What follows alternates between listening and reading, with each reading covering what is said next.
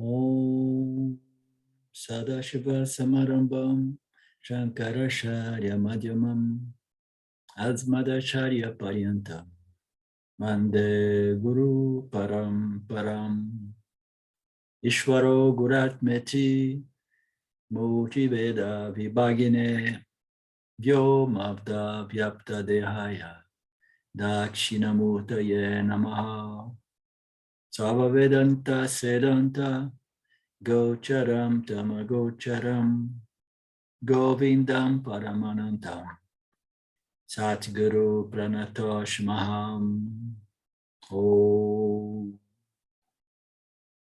Om Shanti Shanti Shanti Om. So we begin today from the verse 64, chapter 1.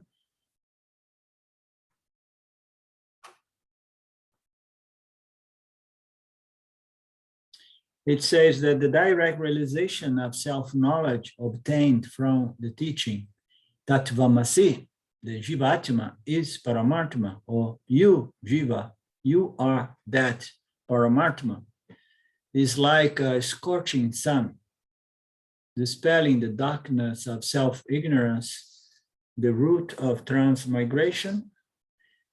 And I think we touched this verse last week.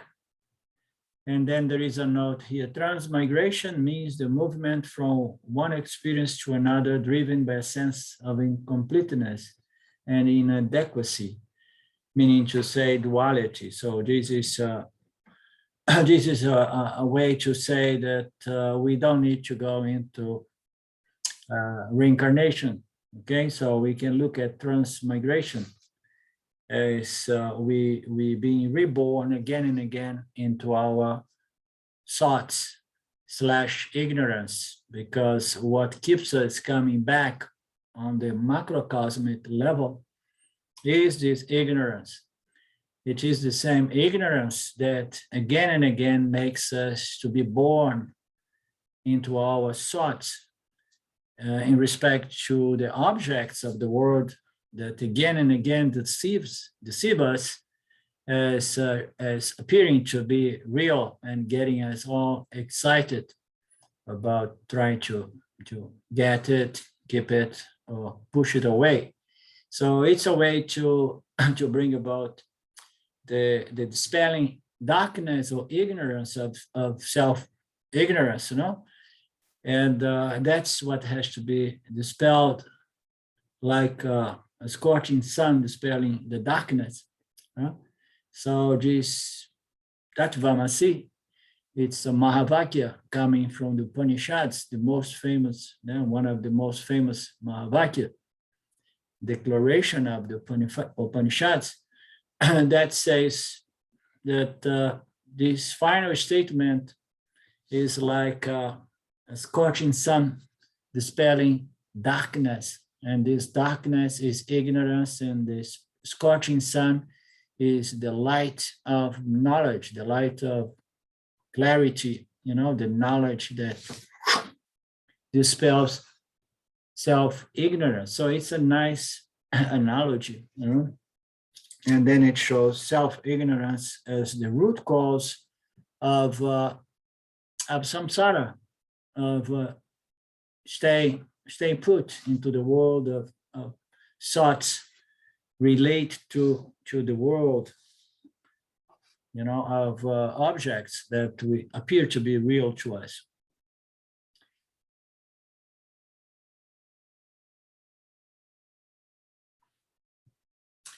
Okay, the last verse, I believe we may be moving into the chapter 2. No, not yet. So this verse now, there will be a summary then.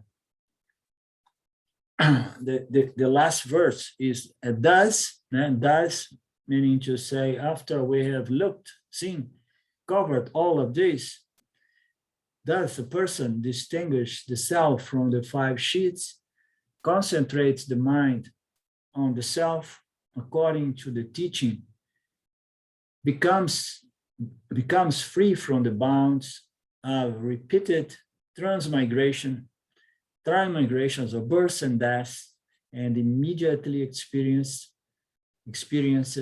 limitless bliss.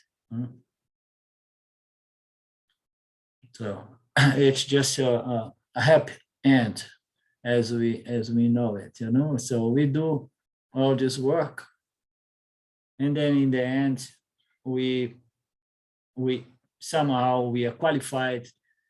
When we are qualified, and then discriminating the self from human different levels of experience, The 5 sheaths is nothing but 5 different levels of experiences, that somehow we got confused, and we wrap a sense of identity, we extract a sense of identity from these levels of human experience through the five koshas, the 5 different levels of experiences.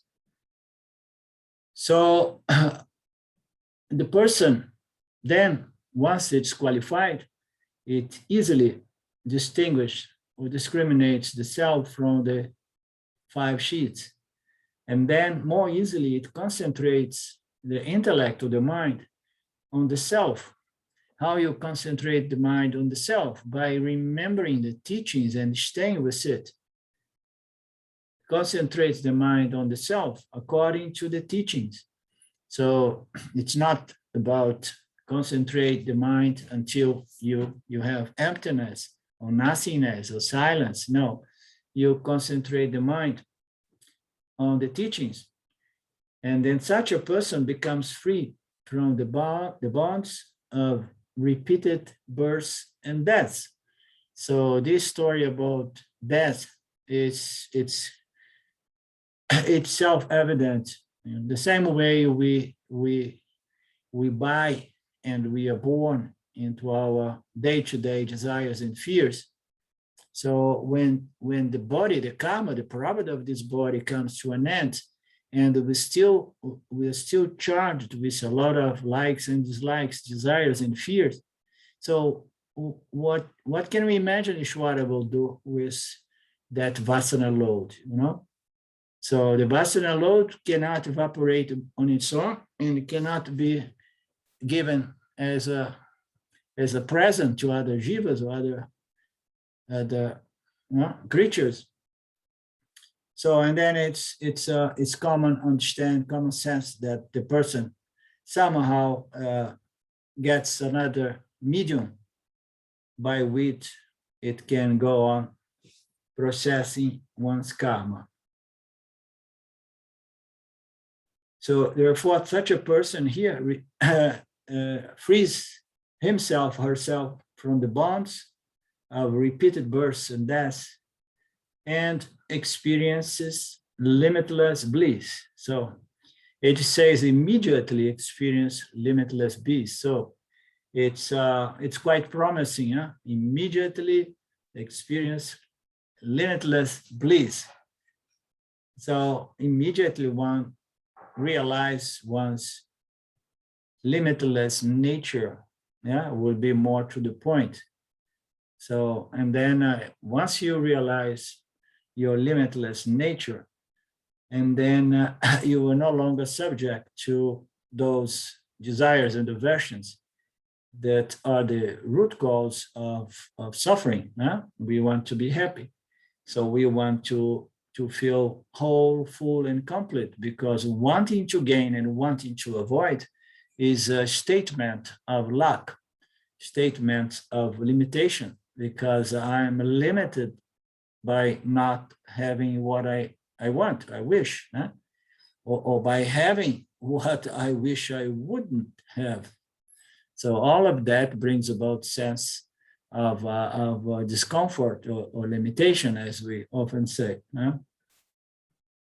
So taken together, the verse 53 to 69 show that liberation is self-knowledge. So how about that? Liberation is about knowledge. It's not about experience. Liberation, taken from this verse, show that liberation, moksha, is self-knowledge. It's not an experiential state. It's so ingrained in everyone's mind that liberation or enlightenment is a state that sometimes, you know, it's difficult to believe that it can be otherwise, because we have been conditioned by a lifetime or lifetimes to believe that enlightenment or liberation is a state. So every one of these gurus that are famous, they somehow presents the self-knowledge, presents moksha or enlightenment as a state.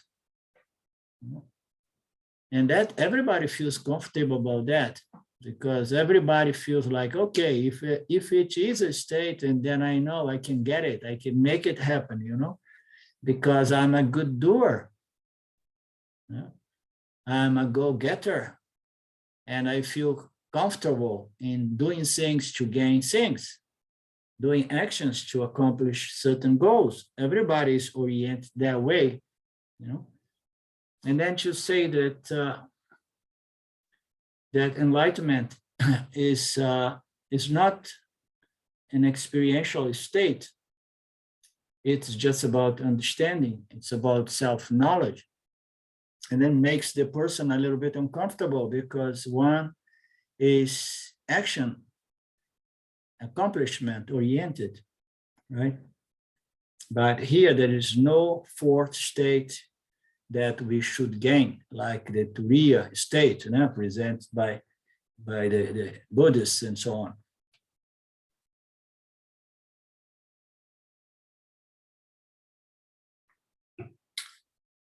In this verse, liberation is said to depend on the complete elimination of the entire network of desires. Did we look into this verse last week? I don't remember. No? Here, liberation is said to depend on the complete dismantle, let's say, or elimination of the entire network of desires. And we have to remember that fears are negative desires, but they are also of the same nature. Desire is a desire. Desire means to say, I want something that I do not have. I want to keep something that I have, or I want to push away something that I have and I don't want to have. So all of that, desires or aversions, the desire to gain or desire to push it away, it is a declaration, a statement of something is missing in my life, or something is here that, you know, it's absolutely undesirable. It's something that it's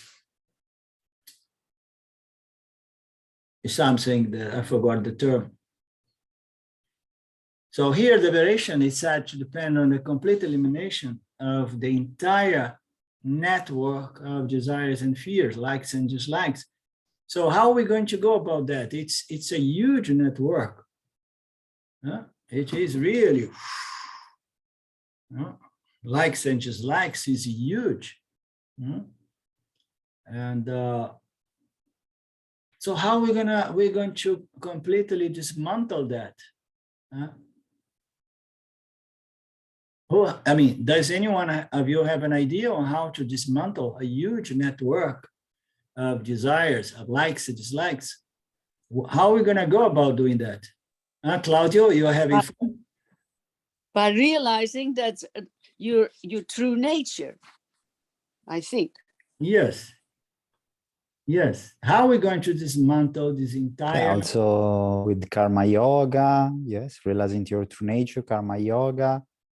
But it's a huge work, but it's very, very, so like the here says, but the desire does not limit awareness when you know it's your nature. So you don't need to dissolve in the entire network of desire. This is what.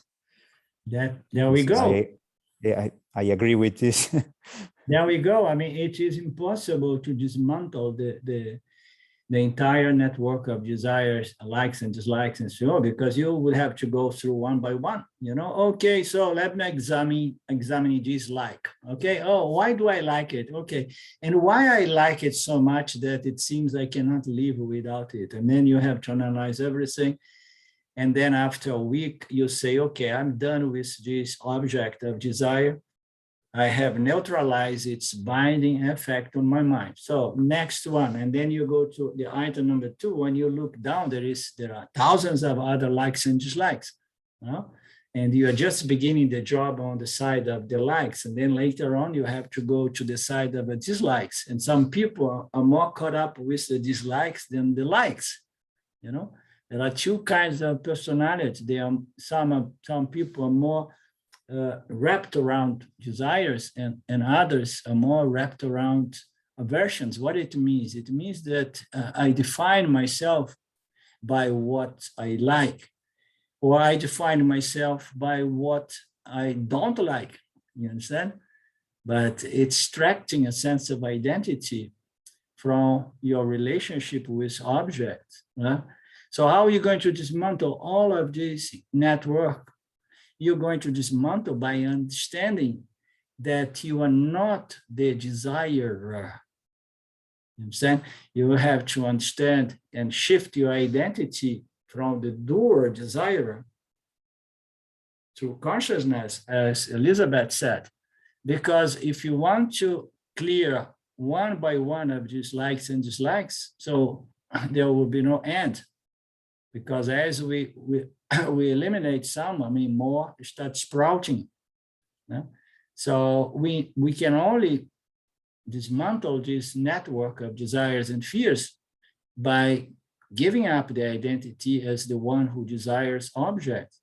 That way, desires may be even there still for a time being, but the moment that you break your identity as the desirer, and then that desire begins losing force, power, momentum, because you are no longer feeding on them. You just say, okay, you can go about kicking and screaming, and you can throw a tantrum because you want what you want, but I'm not going to give what you want. I'm not going to go around like crazy to satisfy you, because those desires and fears, likes and dislikes, they are like small kids, children, and they can be very nasty when they really do not get what they wish, right? So you have to step out and say, okay, you little kid, you are you, I am, I know what I am. I'm not going to identify with you. You can go throw your tantrum, and then you're going to learn. You're going to grow up, and then you're going to join me and going to be one with me, huh? Rather than have all these split personalities. Huh?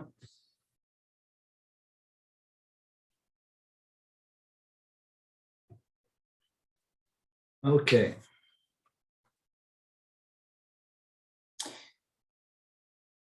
Here, liberation is said to depend on the elimination, complete elimination of the entire network of desires and fears. But this is an exaggeration insofar as desire does not limit awareness once it knows its nature. So it's an exaggeration in the sense that it is more like an impossibility in that sense. And then besides, desire is not going to limit awareness once one understands one's full, whole, and complete nature, because once one understands one's whole, full, and complete nature, what happens to the desires? They begin shrinking, and they are no longer monsters, binding desires, those big desires that push us around. Then the understanding of one's nature somehow is synonymous of a process in which the desires, they start shrinking. You understand? So liberation here is, but this is an exaggeration in the sense, that one cannot go through the entire list of desires. And furthermore, consciousness is not limited by desires. Once it knows its true nature, and then desires cannot survive.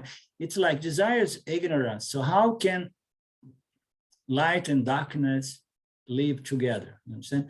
How can knowledge and ignorance survive, to exist simultaneously? Once that you bring light, darkness dispels. So you establish your identity as consciousness, and then you just see what all your likes and dislikes, how they are going to behave. They are going to shrink. And I can guarantee that, because you know that you are full, whole, and complete, limitless consciousness. So does consciousness need things all the time? I want Jesus, I don't need, I like Jesus, I don't like that. And, no, that's the jiva under the spell of ignorance, right? And of course, awareness is there even when the jiva is under the spell of ignorance. That's what is being said here. Even when the jiva is under the spell of ignorance, oh, I want Jesus, I need Jesus, oh, I'm so unhappy because I did not get that, and Jesus is not good enough, and that is not good enough, and Jesus is what I want that better, and so even when the jiva is under the spell of ignorance, so what happens to consciousness?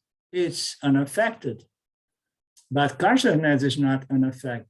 But reflected consciousness, which is the Jiva Atma, is affected by ignorance, you understand? So we need to understand it in a sense that sometimes people say, yes, because consciousness or awareness is not affected by desires. Yes, of course, because consciousness is Satya, it's not an entity, it's not an experience knowing entity, it's the substratum, it's pure existence, consciousness. This consciousness is not about experiencing ignorance and knowledge, okay? So, but the whole teaching here is not for consciousness. The teaching here is for the Jivatma, which is reflected consciousness, that once under the spell of too much rajas and tamas, meaning to say ignorance, it suffers, it feels incomplete.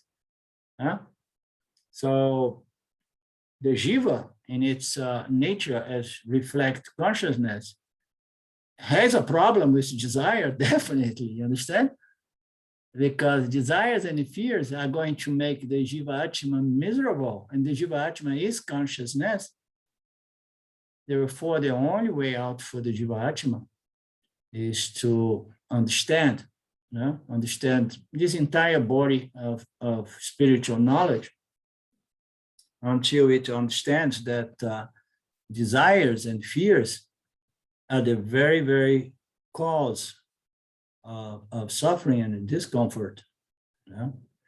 And then having understood that, even if one does not really understand, is not really completely convinced that I am limitless consciousness. But once one understands that desires and fears, desires, positive and negative desires, are the very source of suffering, and then one stops feeding on those voice, those energies that and then light comes in and ignorance begins fading, of course.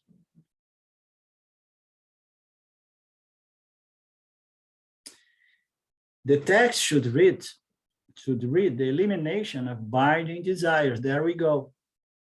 So what it means is, for the standpoint of the Jiva Atma, of course, because consciousness does not have desires. Consciousness is not subject to karma, desires and fears and so on. So the poor Jiva is under the spell of ignorance, and it does desire things as a means to complete oneself. And then we come to this body of knowledge, and slowly we understand the whole mechanics, and we see that desire and fears, they are a problem, provide they are what? They are adharmic, they are rajasic or tamasic in nature, and also they are binding. The binding when they are really strong. When they are really strong, I feel like no, I can't live without it, and then one is in real trouble. Okay, because if I fail to get what I want, to avoid what I do not want, I'm suffering. And as we know, it's very difficult to control the field, the field of interaction. It's impossible. So if we are under,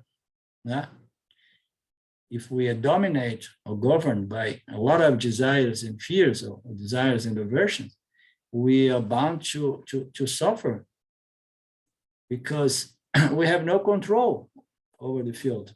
Ishvara is in control of the field. Until we learn this lesson.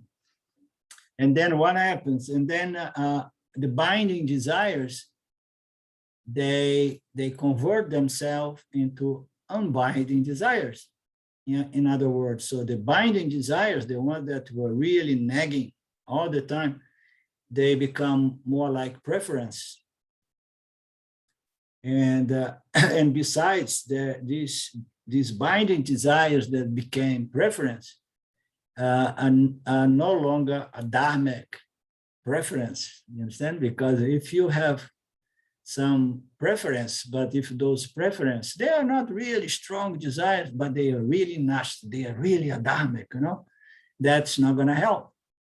It has to be a dharmic, has to be a desire that is not in violation of the Dharma, as Krishna says, I am the desire not in violation with Dharma. And this desire is not binding. So it means that if I do not fulfill this higher desire, I'm not crushed, I'm not, devastated. I have a binding desire, and it's even binding for self-knowledge and moksha. So what are we going to do with this binding desire? Oh, no, you should never have a binding desire. No, don't worry, because if we have a binding desire for moksha, that binding desire is going to burn its fuel, and it's going to become unbinding in the end. You understand? It's going to become a very nice and cool preference of something which is the best possible object of desire, the most dharmic object of desire. And then it just manifests itself when the Ishvara, the Lord, finds it, the time, The text should read the elimination of binding desires. If desires bind, it means ignorance remains.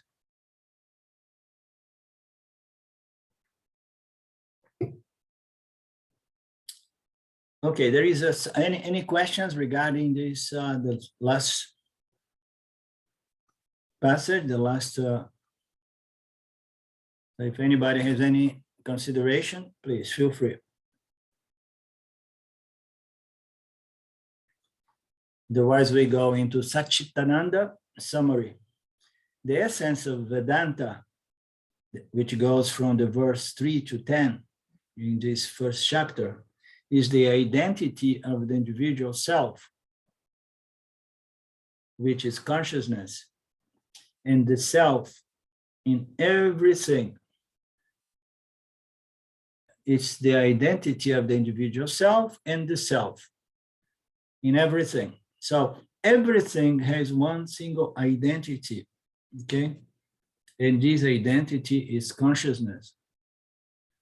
So identity of the individual self and the self in everything.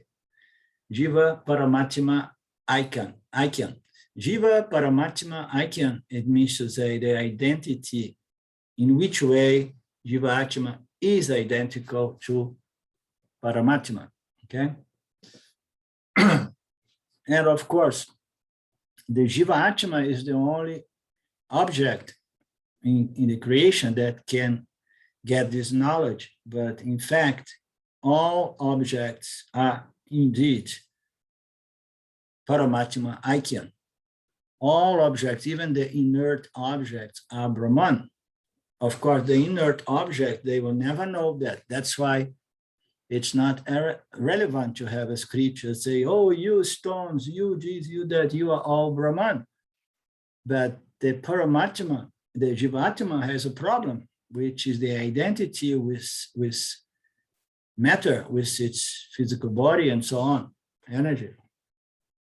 And then the scriptures say that Jivatma, Paramatma, Aikyam, são idênticos. The self is existence, consciousness, and limitlessness, and it is revealed in our daily experience. You see, the self is full, whole, and complete. Therefore, it's limitlessness, and it is existence. So if it is existence, the self is the existence of all things in the universe. So the self is the existence of all inert material, inert objects. They are all the self, because the self is the existence of all things. It is the consciousness shining in all things, all objects with the three bodies is going to find this incredible phenomenon called sentience. Sentience. In Portuguese, we say sentience. In English, sentience. So consciousness is the sentience aspect of the self that turns the jivas into knowers, experiences of the inert world and also of the other jivas. So, and this is a fact that is revealed in our daily experience, because as we know, Vedanta is based on our daily experience. It's a re-exam of our very experience. And it's not, okay, let's go into Vedanta. So tell me all your mystical experience, and then you're going to be able to enter Vedanta. No, Vedanta says Vedanta is an analysis of our ordinary day-to-day experience of life. And Vedanta says, don't bring any mystical experience, because that means nothing when it comes to Vedanta. We want to examine your experience as a visual jiva in the awakened state, going through its life, ordinary life. Experience is a mixture of consciousness and thought. Thoughts vary or vary?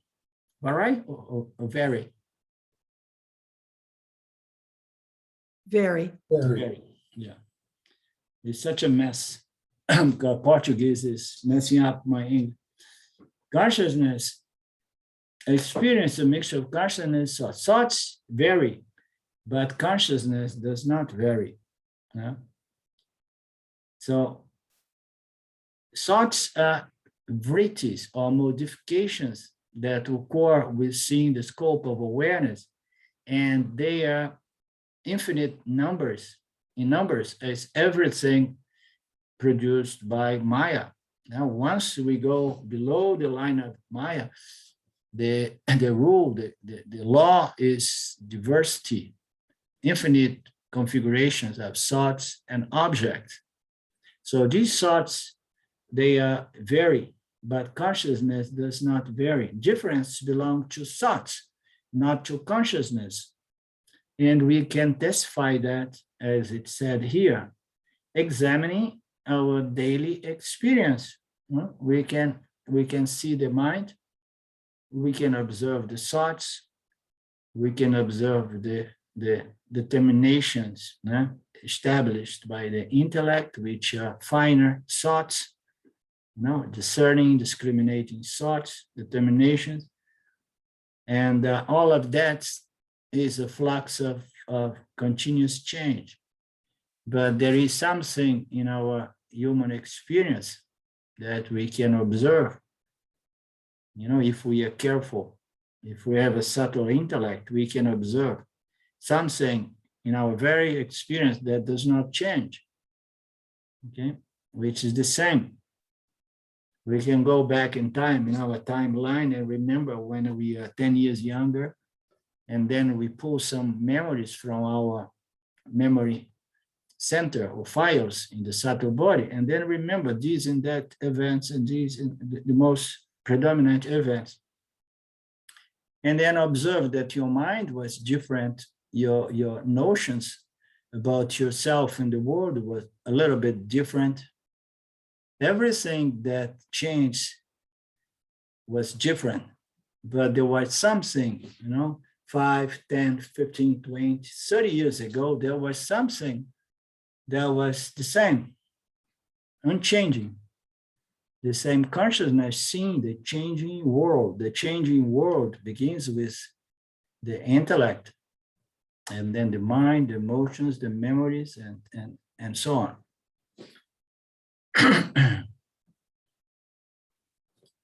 The world of plurality belongs to thoughts, not to consciousness. The world of plurality belongs to thoughts, not to consciousness. Plurality belongs to thoughts, not to consciousness. This is a fact at all times and place and in every state of mind.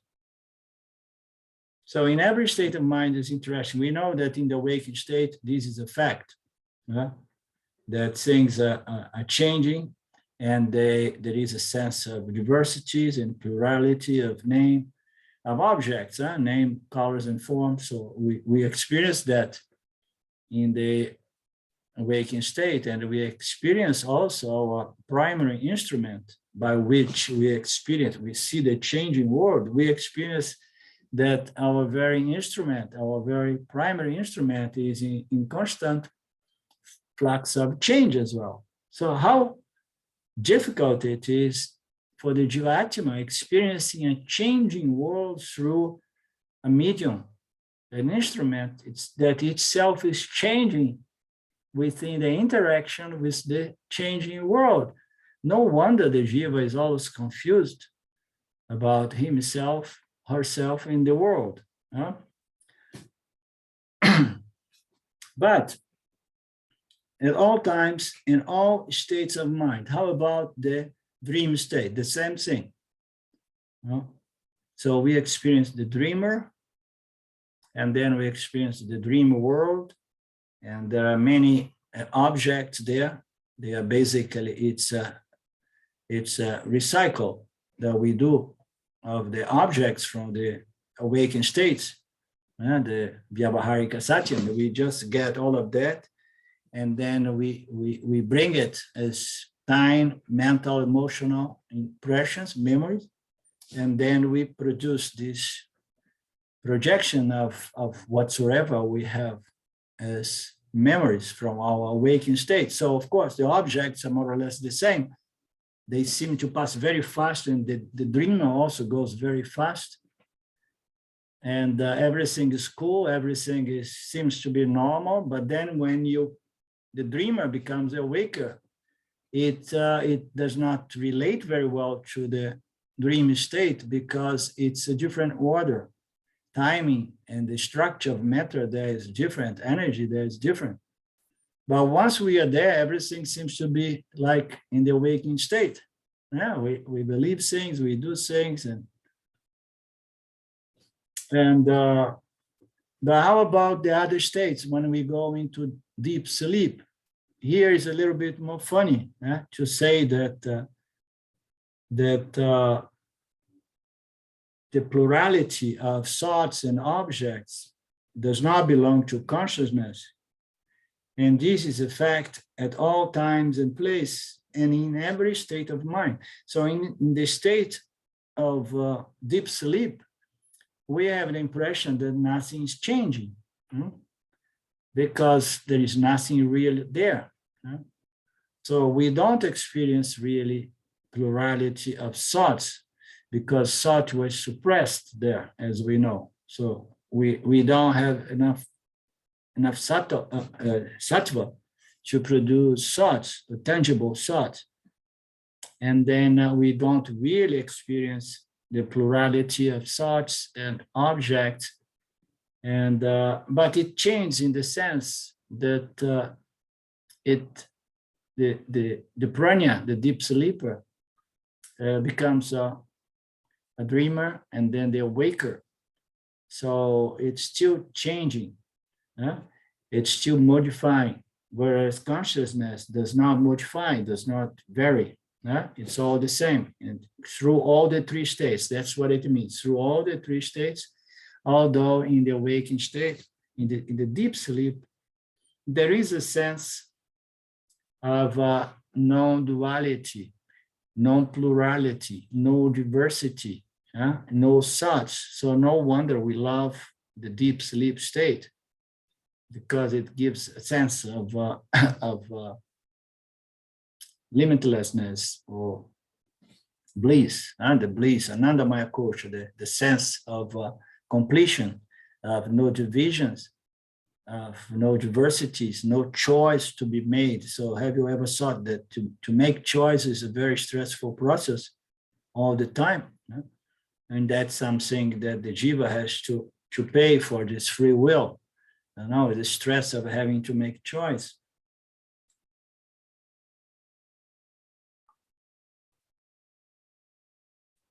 Consciousness is called chit.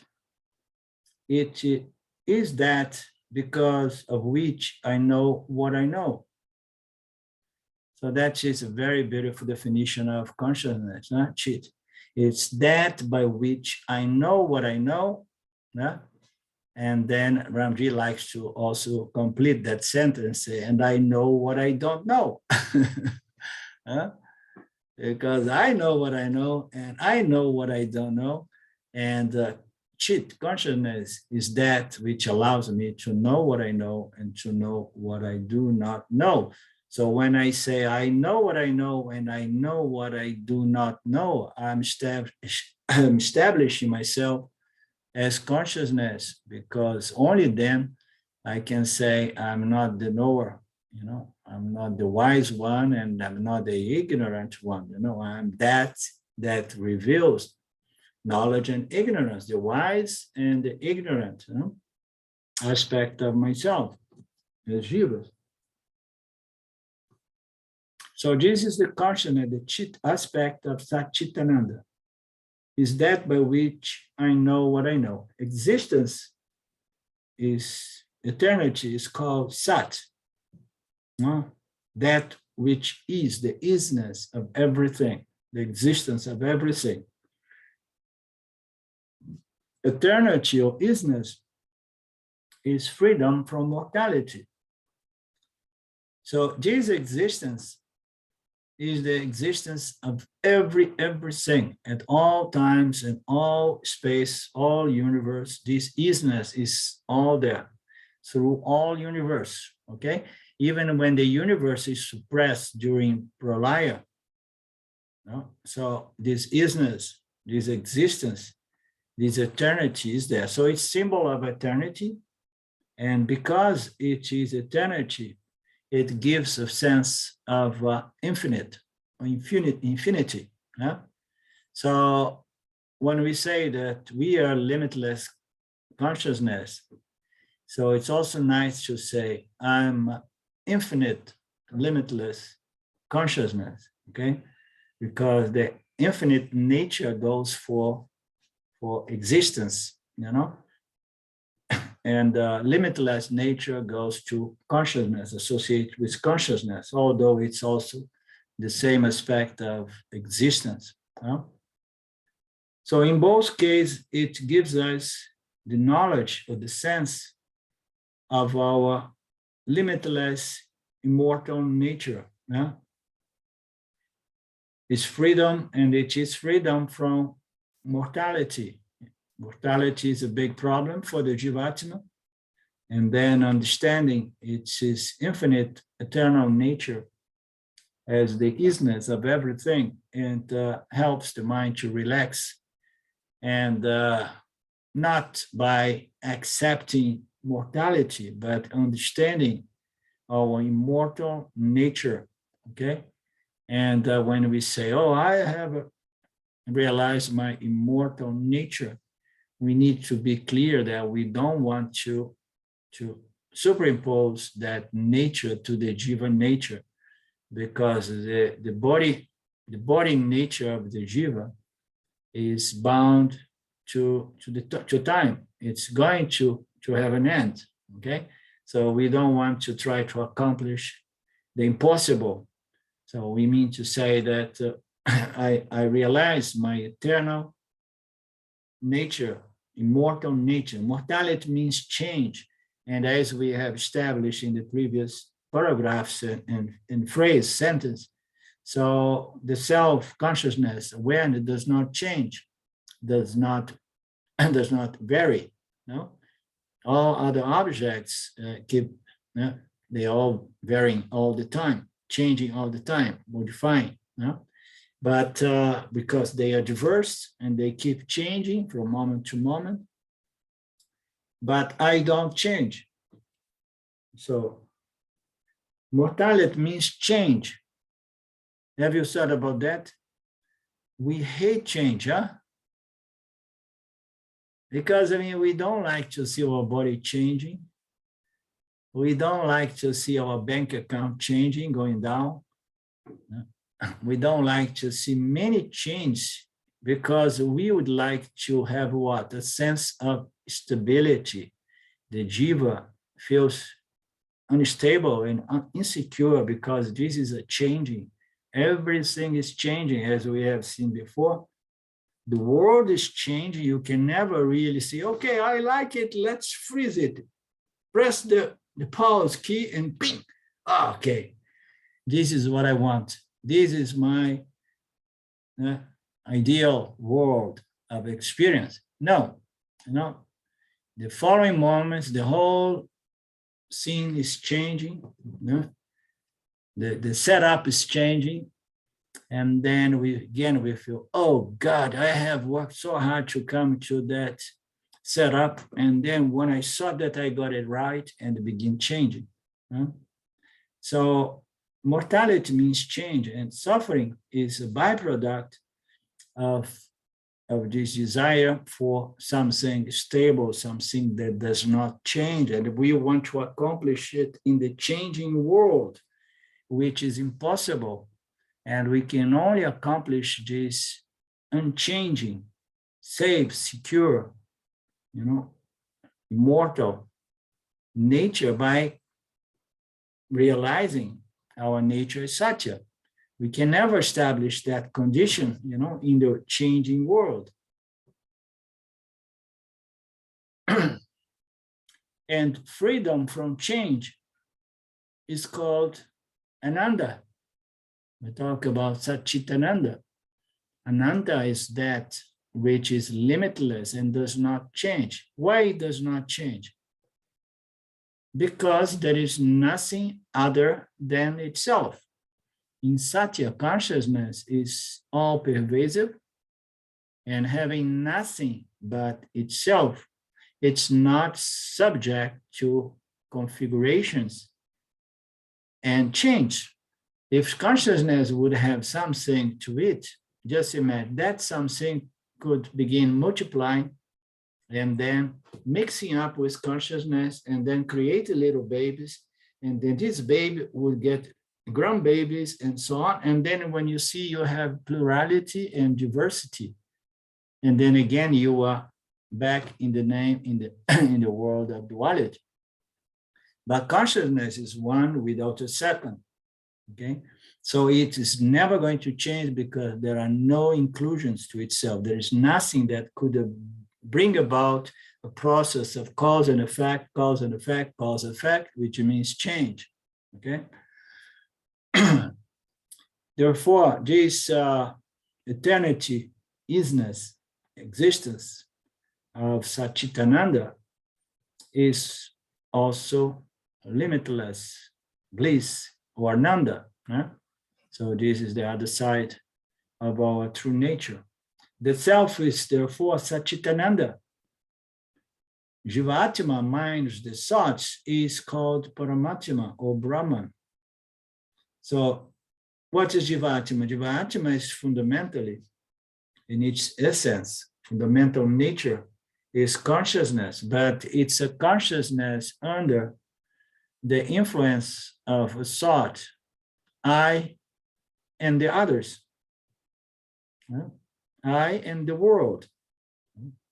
So the jiva experience the I thought and the world thoughts, this and that, whereas consciousness does not experience this I am thought. Therefore, it's said here that Jiva Atma minus the thoughts is what's called Brahman or Paramatma. This identity here means to say this synonymous, this identical nature of Jiva Atma and Paramatma. Jiva Atma, Paramatma, Aikyam, okay? They're the same, they're identical.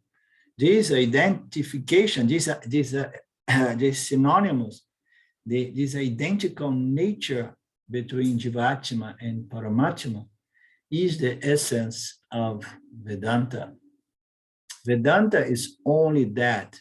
Everything, every analysis of experience is going to serve only to bring us to this final, last stage of the Upanishads, in which we need to claim our equal nature with Brahman. You understand? Our equal nature with Paramatma. So this is what Vedanta is all about. Okay, more of this summary. Prakriti, the inert matter principle, which was covered by verse 11 to 30. So we were looking at Satchitananda, which is pure, limitless, infinite consciousness. And then what happens? And then something called Mr. Prakriti, which is another name of Mr. Maya, comes into the scene. And then we need to understand the nature of this Maya. So we have seen the nature of consciousness. Now we're going to look into the nature of Maya. It says that the inert matter principle is its nature, meaning to say Maya, although very, very subtle, is still made out of subtle matter. Okay, the nature of Maya is energy, and energy is subtle matter. So when we come, Mr. Maya comes in, and then we have already Mithya. We have this apparent order of reality, which is like a mirage. Okay, and everything in this mirage is made out of matter / energy, or energy / matter. So this Prakriti is a matter inert principle. What do you mean inert? Inert is that which depends on something else to exist and to shine and to be conscious and so on. So it depends on something else. It does not have an independent nature. It depends on something else. Therefore, it's said to be inert. It's inert matter. It lacks existence on its own, and it lacks consciousness on its own, and it lacks limitlessness on its own.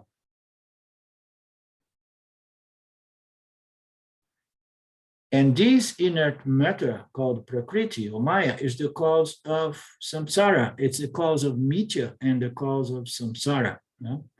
What is the difference between Mithya and samsara? Mithya is this apparent order of reality, which is a huge reflection of consciousness on Maya, the macrocosm reflecting medium. So we have this Mithya thing that comes, which is the shining world, and we have something that we call samsara, and sometimes we get confused. What is the difference between Mithya and samsara? Mithya is the world that shines just like a mirage, okay? And samsara is the belief that this world is real. Okay. Samsara is the belief that this mirage world, apparent world, is real. Okay. First, we have this projection, and then we have the jivas that appears within this shiny projected world. And then this jiva believes this projection to be real, and that's called samsara, which produces great suffering. The belief that mithya is real is what brings about suffering.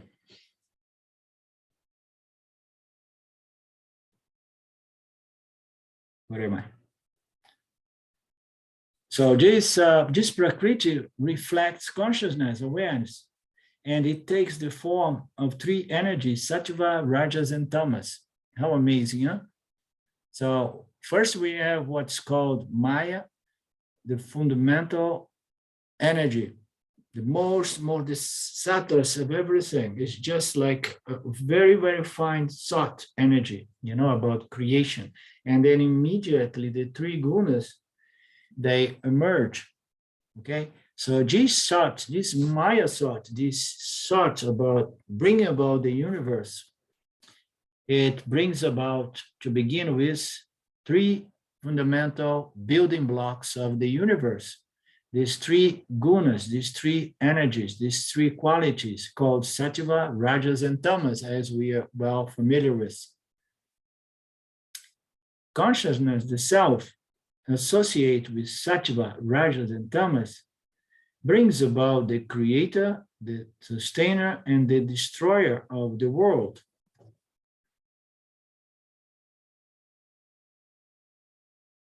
Neither consciousness, awareness, nor the jiva, reflected awareness, which is reflected, creates, sustains, and destroys the world. The explanation of the creation is unfolded in Tattva Bodha. It discusses the five subtle and gross elements, the subtle and gross bodies, and the jiva. Okay, so there is a lot to it here that would need to be clarified. Okay, beginning with the fact that that Maya fundamentally is the three energies, although these three energies develop out of this fundamental prakriti, okay, which is a form of thoughts. And then these three energies as the building blocks.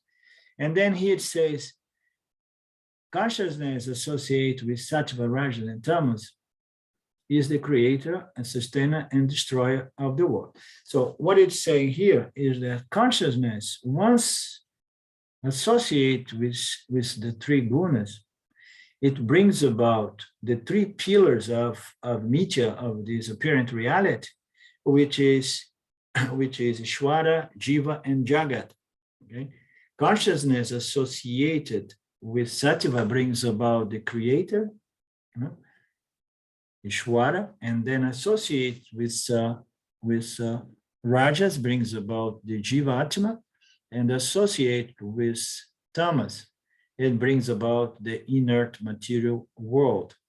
So it says that it takes the form of three energies, and then consciousness associated with the energy becomes the creator, the sustainer, and destroyer of the world. But it becomes also the world and becomes as well the jivas, okay?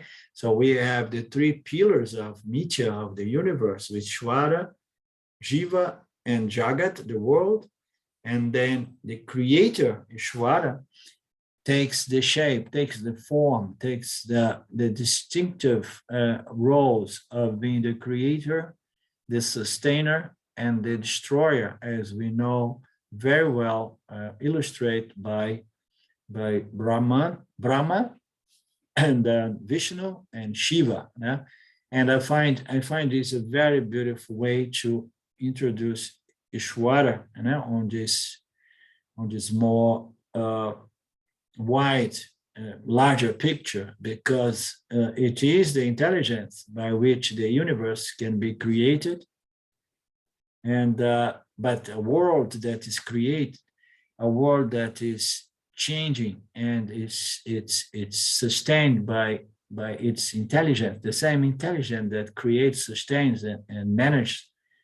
And so it needs all these laws and rules. So it needs another aspect of the creator as the sustainer. Okay, so there is an expression that say, okay, you want to create something, okay, now you need to maintain it. You remember, oh, you want to open a small business, and then don't complain now that you have to maintain and sustain it. You have to work a lot. So you want it now. We can go back to the expression, oh, you want to have a bicycle, now you need to cycle it, So Ishvara, once it projects the world, oh my God, it was not enough to create it. Now I have to manage it, sustain it. No?